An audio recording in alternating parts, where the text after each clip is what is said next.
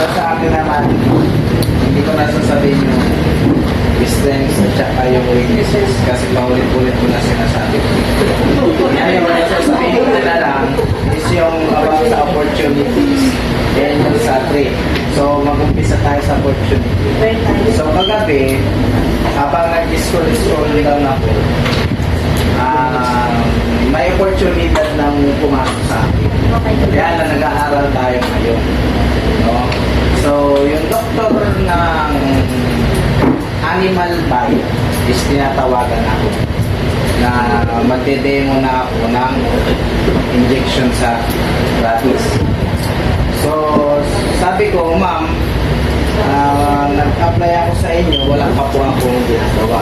So, today po kasi may ginagawa ko. No?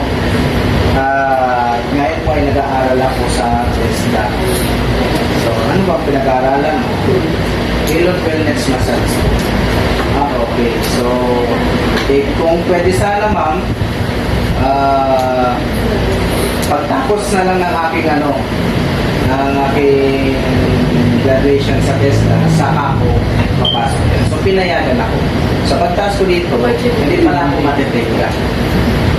Maaaring ako mag-demo ng kwanto. So, pangalawa is trusted customer po ako ng mga may trusted customer ako sa mga ginagampanan ko sa massage. So, kagabi, habang nag-lecture si ma'am, tumatawag po yung papamasad sa akin. So, isa po siyang professor sa dito sa may SDI. So, professor siya. Then, tawag sa akin. Sabi ko, sa hindi lang tayo.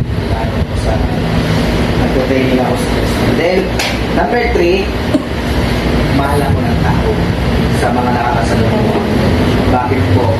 Kasi yung mga inaagapan kong mga tao, mga tinutulungan ko, so pag makita ko sa mahigpil, bakit ngayon status ka na diba? Kahit wala akong magulang, may nagmamahal para sa akin.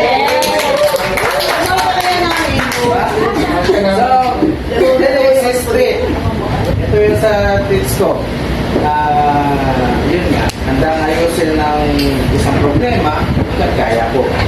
So, kaya nang humawak ng isang problema, then, nakikisama ng maayos. So, yung pakikisama ko talagang malawak. Malawak sa aking pananaw. No? So, and number 4, kakayanin makisalamuha. So, nakikisalamuha ko dati, ayaw ko kasi yun nga, sabi ko yung socialize ko, ayaw ko nang makipag-usap sa hindi ko kilala, ganyan. So, yan, na-train ako na kaya ko pala makisalamuha.